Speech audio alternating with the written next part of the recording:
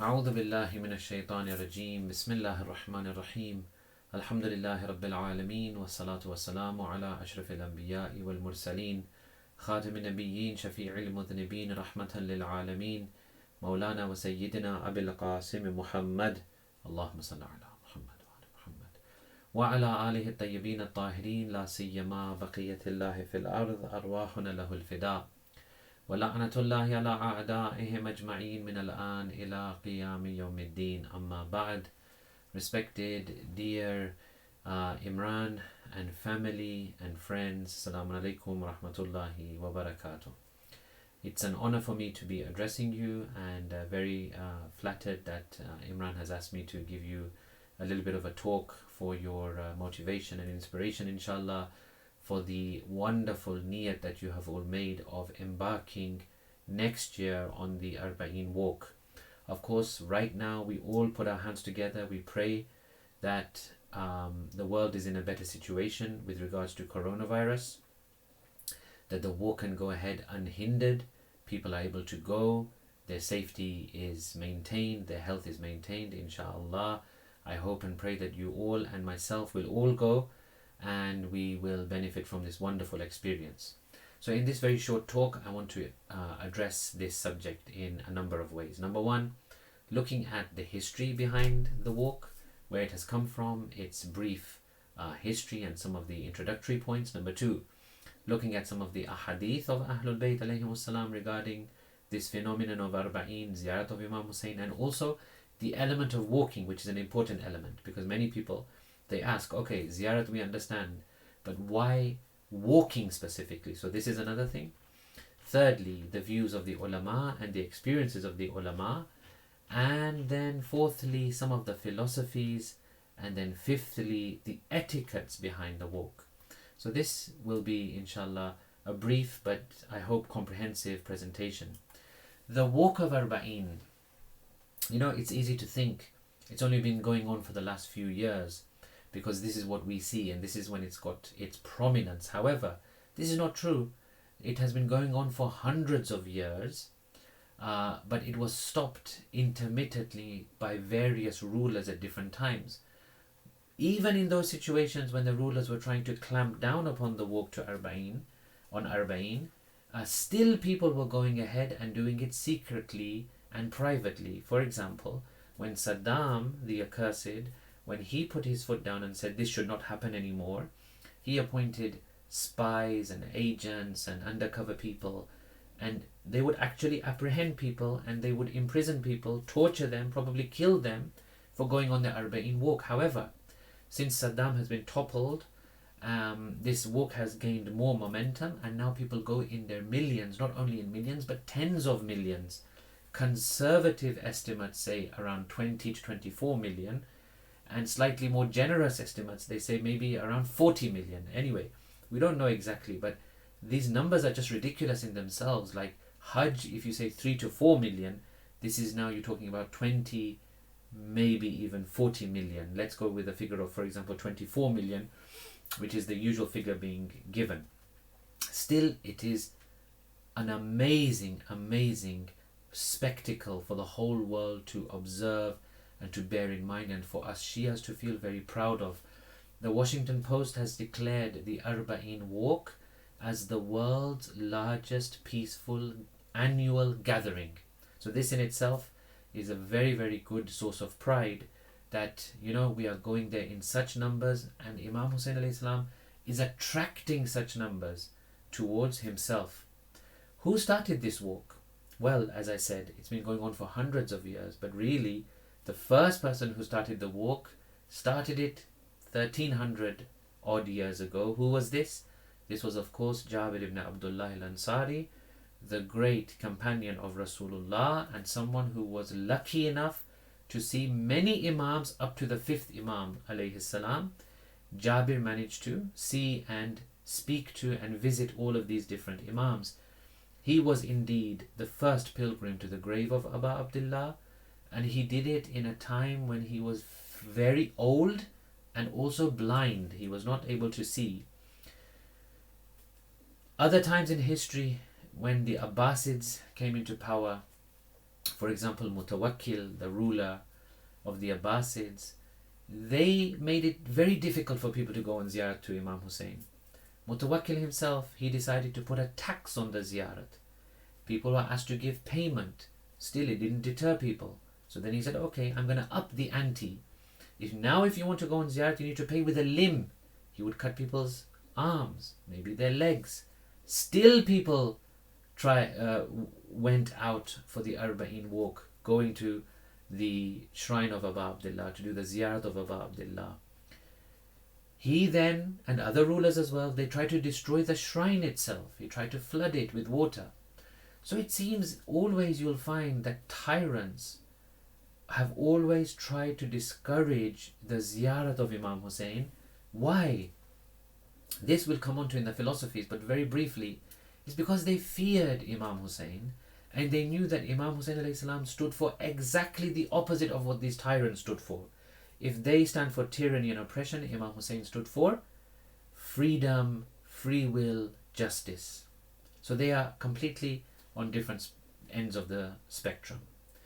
So Saddam tried the same thing, Mutawakkil did the same thing, but people still went. At the time of Saddam, they went through very tricky, hard routes to get to Kerbala, even going through farms at night. Some of them were captured, as I mentioned.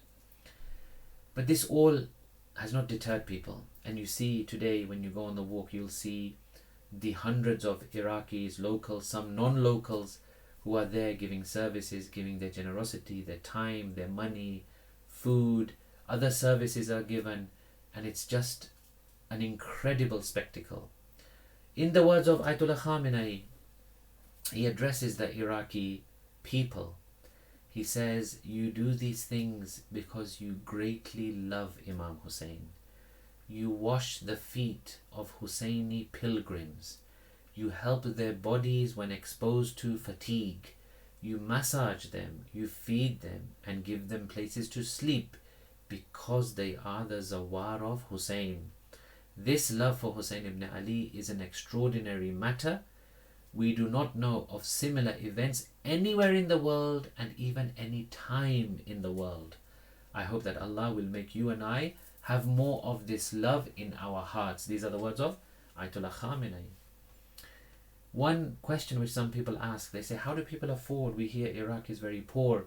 How do they afford to set up these mokibs, these kind of stalls and tents, and they give food to people? But we hear Iraq is very, very poor. What people don't understand is some of these people, they save throughout the year small amounts, and then they use that saving that they have saved for the Arbaeen walk in order to give service to Zawarul Hussein alayhi salam. Now we look at some of the ahadith regarding this momentous occasion. In general, we have lots and lots of hadith regarding the ziyarat of Imam Hussein. I'm going to read a few of them for you right now. Number one, from Imam Jafar Sadiq alayhi salam. He says, order our Shias to perform the ziyarat of Imam Hussein, because it is obligatory on every believer who testifies that Hussein as an imam is an imam. So once you believe in Imam Hussein alayhi salam as your imam, in the words of Imam Sadiq, it's obligatory. Obligatory here means highly recommended. Imam Rida alayhi salam, he says there is a binding contract on every Shia and follower towards the imam, and the most perfect and beautiful way to fulfill this contract is to perform the ziyarat of the grave of that imam. On Judgment Day, that imam will intercede for one who performs his ziyarah with longing and believe in that which he has been ordered to believe. So when you are going towards ziyarat, you have this longing, you have the belief in that imam, you have the belief of what the imam has taught. This is momentous, and that imam will then visit us and help us out on the Day of Judgment. Another one from Imam Jafar Sadiq alayhi salam about ziyarat of Imam Hussein. He says, when the visitor of Imam Hussein leaves the house, each and every spot that he steps upon prays for him. So if you want even the ground beneath your feet to pray for you, then you are doing the best thing by going on the walk towards Aba Abdullah. Another one, when the rays of the sun fall on the visitor of Imam's shrines, it consumes his sins like the fire consumes wooden sticks. The sun does not leave any sin on his body, and he returns home sinless. In fact, on his return, he is granted a status that is not even given to those who shed their blood in Allah's way. In other words, the sawab is so immense that it could be even higher than the shuhada, the martyrs in the way of Allah subhanahu wa ta'ala. In another hadith, Imam says, when a Shia knows Imam Hussein's right over the people, the right over the people means that he understands the position of Imam and he understands his own position as a follower of the Imam. Hence, the Imam has a right upon us. When he understands this and leaves his house for Imam ziyarat in this condition, without any pride and conceit, meaning that his niyat is sincere, then 1,000 angels will accompany him from the right, another 1,000 angels on the left. He will be rewarded as if he has performed 1,000 Hajj and 1,000 Umrah with a prophet or with the successor of a prophet. So when you perform Hajj with a prophet, it's going to be accepted, inshallah. So 1,000 Hajj and 1,000 Umrah in the company of Rasulullah or the Wasi of Rasulullah, in other words, Amirul Mu'mineen alayhi salam. There are many of these different ahadith. Just a couple more. One of the companions has narrated from Imam Jafar Sadiq. He says, I entered the house of Imam Sadiq alayhi salam and I found the Imam on his prayer mat, on his musalla. I waited until he finished his prayers. Then I heard him saying in his supplication, O Allah, forgive me and my brethren and the visitors of the grave of my father Hussein. Another one is again very touching, the way the Imams have addressed this matter, even quoting from previous generations in their lineage. Look at this one from Imam Sadiq. He says, verily Fatima, the daughter of Rasulullah, attends the visitors of her son Al-Hussein and seeks forgiveness for their sins. So we have many ahadith regarding the ziyarat of Imam Hussein. Now what about walking specifically? What about, why do we walk? Would it be better, for example, to hitch a ride, catch a taxi, go there in some other way? Well, of course there's nothing wrong with going to Kerbala in any mode of transport. Inshallah, it is all very good and very rewarded. However, walking has a particular place. Okay? Now let me explain this a bit more. Walking towards holy places and holy sites is very much recommended in Islam. Why? Because it is the most, if you like, humble. It is the most dignified. It is the most simple manner. And this simplicity and humility should therefore go into your heart. So you appear and you attend Imam Hussein alayhi salam. You appear on the day of Arbaeen or just before in front of Imam Hussein's shrine in a much more humbled, much more simple, much more reflective mood than had you gone, for example, in a luxurious kind of way or in an easier kind of way. We have riwayat, we have reports from Ahlul Bayt regarding walking to the mosque, walking and going on foot for Eid prayers. Even sometimes it says barefoot. Walking to Hajj. Hence, one of the virtues of Ahlul Bayt was that they walked to Hajj on a number of occasions. Walking towards a believer to visit him. These are all mentioned in our reports from Ahlul Bayt. So Ibn Qulaway, who is the compiler of the famous collection, in his collection of narrations regarding ziyarat, he has narrated, whoever leaves his house aiming at visiting the grave of Hussein ibn Ali alayhi salam, if he is on foot, Allah will write for him for every footstep a good deed and will erase an evil for him until he reaches the Ha'ir. The Ha'ir is the immediate vicinity around the Zari of Abu Abdullah. This is Ibn Qulaway Kamilu Ziyarat, he has compiled all of these different ahadith regarding ziyarah. And from Imam Sadiq alayhi salam regarding walking specifically towards Abu Abdullah. He says, when a person travels to visit the grave of Imam Hussein, as he takes his first step away from his family, he is pardoned for his sins. Then for every step he takes, he continues to be purified until he reaches the holy grave. When he arrives there, Allah whispers to him, my servant, ask me whatever you wish, and I will grant it to you. Pray to me, and I will answer your prayer. Beg from me, and I will give you. Ask me for any need, and I will fulfill it. So these are all in reference to walking. So walking has its own etiquette, and walking has its own speciality.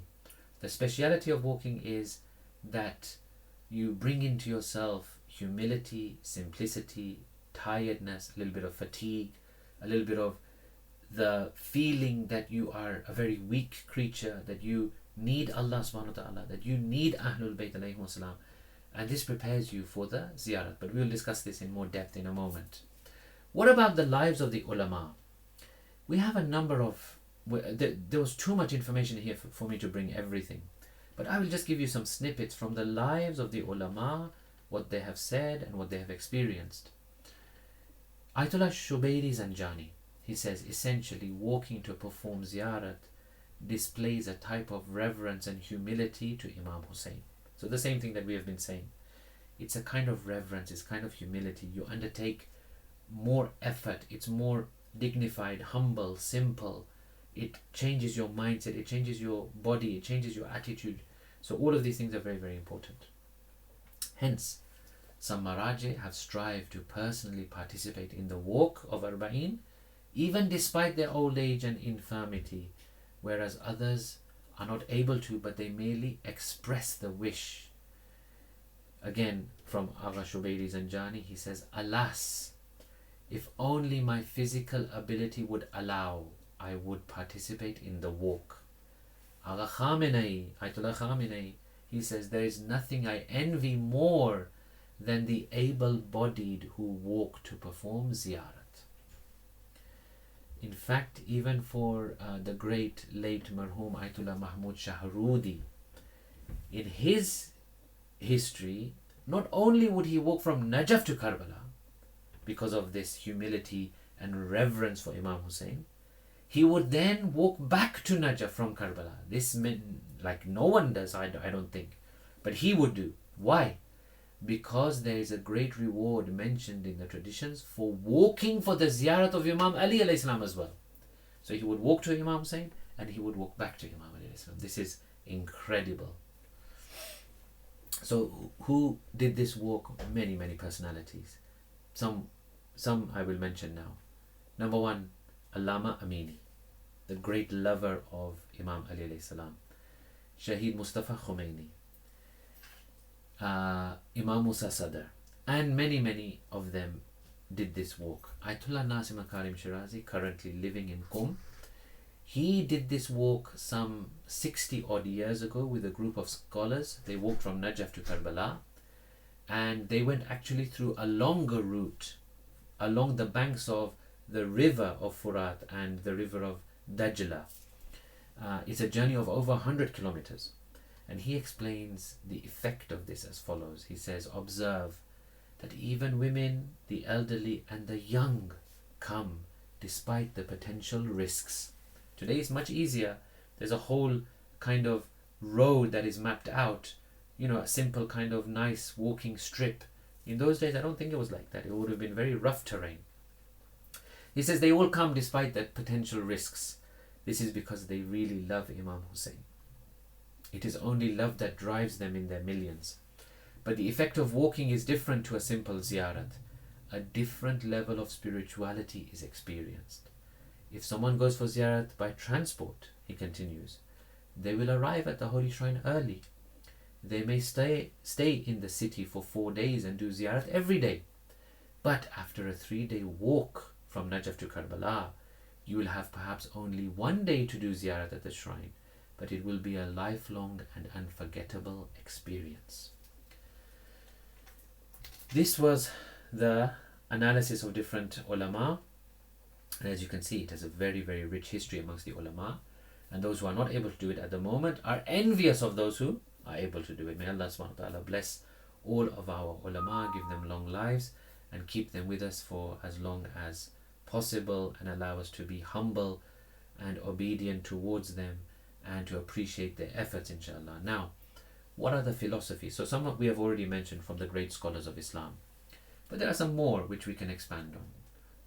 One of them is this feeling and this motivation to help others. You will see on the walk, this is a key facet of the walk, is that the way people help one another. Whether it is the Mokib Daran to the walkers, walkers to one another, this all is in a spirit of helping other people. So one of the philosophies of the walk is to help other people. So when you are there, try to help other people. Number two, generosity. You'll see the generosity. People giving time, effort, service, food. I had a lovely story recently. They said there was an Iranian man and an Iraqi boy. Iranian man, adult, Iraqi boy.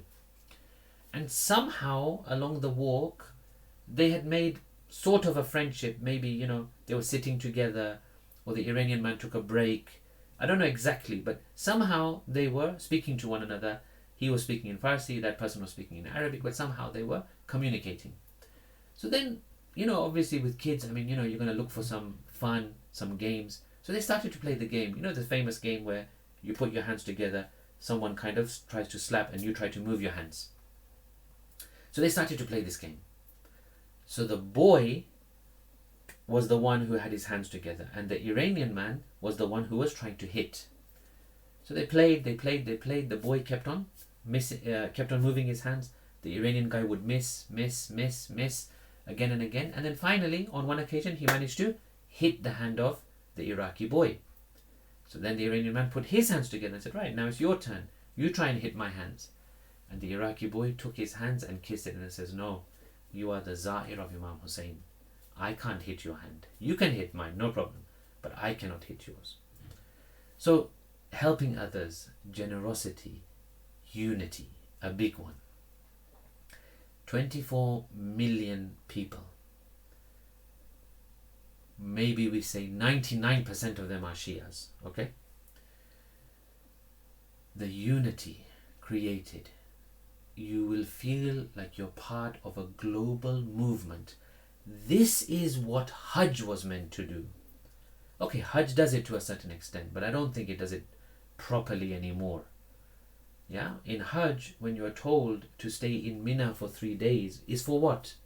Is for the reason that you're meant to meet other people, discuss, see the issues, help one another, advise one another. This doesn't happen in Hajj. Everyone stays in their own little locality. No one hardly mixes. If we mix with our own people anyway.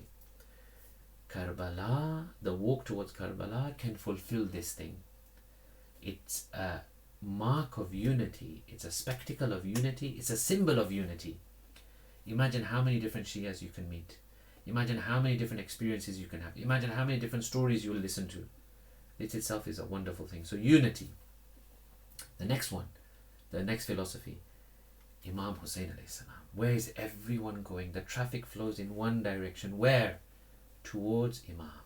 What a magnet. What an attractive personality. What a central unit of attraction from every place people have come to visit Imam Hussein alayhi salam. He captures the hearts, he captures the imagination. People are infatuated with him. Another one, spirituality. Spirituality should ooze through you in these days. Why? Because he was martyred for the sake of Allah. And anyone who spills their blood for the sake of Allah, أَحْيَاءٌ عِنْدَ رَبِّهِمْ يُرْزَقُونَ. They are living near their Lord, receiving rizq from him. So this is spiritual. This is extremely, extremely spiritual. And spirituality should be oozing in your company, in your group, in your family, inshallah. And life-changing. This should be one of the philosophies, especially for your younger members. If you are taking with you children, teens, then give them this tip, that this should be a life-changing moment. When they are there, encourage them to participate as much as possible, to put away gadgets as much as possible, to have the experience as much as possible. It should be a life-changing event. Now we move on to some of the etiquettes involved. So now these are more practical steps that we can take to work on these philosophies that we've just mentioned. Number one, don't be afraid of discomfort. You'll definitely experience discomfort. Washrooms, showering, where you sleep, what you eat, the effect on your feet, maybe blisters, maybe other things. Of course, I mean, these are, it comes with the territory. Okay, so there is discomfort, definitely. However, use the opportunity of discomfort to reflect. Become humble. This will bring you down to earth. This will allow you to forget some of your worldly struggles. This will give you the feeling that you are a fragile, weak creature of Allah. It makes you realize how insignificant you are and how needy you are towards God. So this is one of the etiquettes. Number two, try and connect with Imam Hussein alayhi salam as much as possible. You will only connect with Ahlul Bayt and Allah if you self-reflect. While you are full of issues, sins, defects, imperfections, you will not be able to connect properly. I'm talking about moral defects and imperfections. When you work on those imperfections, when you work on those shortcomings, when you become a better person, that's when you'll connect even more with Allah and Ahlul Bayt. So in this process of walking, you'll have time. Reflect, reflect, reflect. What am I doing in my life? Are my priorities correct? Am I using my time properly? Should I be doing more of this and more of that and less of this and less of that? Use your time wisely to self-reflect. Number three, admire and take note of how people sacrifice their money, their wealth, their time, their services. And then ask yourself, can I do the same? Am I doing enough for my community? Am I doing enough for my religion? Am I doing enough for my Imam Zaman Ajallahu Ta'ala Farajuh Sharif? Am I doing enough for all these things? Am I sacrificing anything? Or am I a little bit selfish maybe? In the West we tend to be a bit more selfish, keeping everything to myself, not wanting to give. Reflect on these things, on the sacrifice. Number four, meet with other Muslims, exchange ideas, make friendships. This is one of the social outcomes of this trip. You will find that actually you're not alone in your journey, in your faith. You have friends and connections throughout the world, very powerful friends and connections. They may have differences on one level, but they have one thing in common, and that is belief in Imam Hussein and his cause. Number five, very important. You should build a commitment to defend the truth. This is the cornerstone of Imam Hussein's movement. This is why it attracts so many people. It's because it is there essentially to defend truth. Again, in the words of Agha Khamenei, he says, today we need to get the world to know Hussein ibn Ali. The world which is suffering from oppression, corruption, malevolence and vice needs to know the Husseini liberation spirit and sentiment. He goes on to say, against the hostile movement of global arrogance, it is the movement of Husseini understanding which can single-handedly resist, stand firm, and introduce the truth of Islam and of the Quran to the world. So when you go there, have this commitment. Join yourself into the aims of Imam Hussein alayhi salam. Does it make sense that we are visiting someone, but our aims are completely different to his, and our lifestyle is completely different to his, and our beliefs are different to his, and our attitude is different to his? It can't be right. Then we cannot say that, oh Hussein, we are with you. Labbaika ya Hussein. We have to really make sure that we are truly with Abu Abdullah alayhi salam. Then it brings me on to the next point.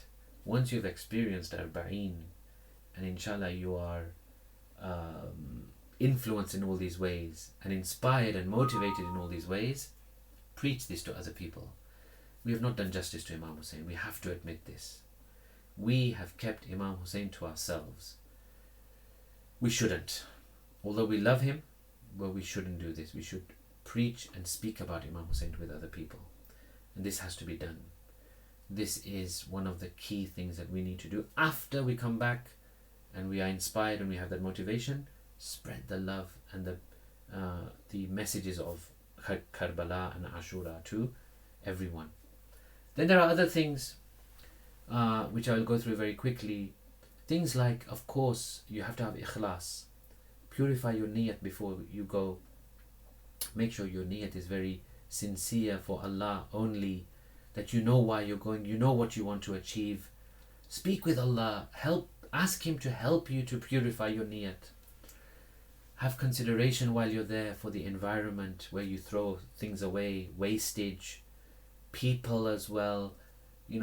Don't push, don't disrespect anyone. Have patience with others. There are people there who will be very highly emotionally charged.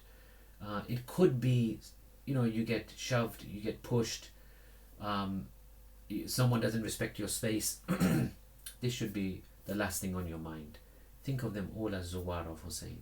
Think of them all that Bibi Fatima is praying for these people. So who are we to be upset with them? We should not have this in our mind. Maintain wudu. You are participating in an act of worship.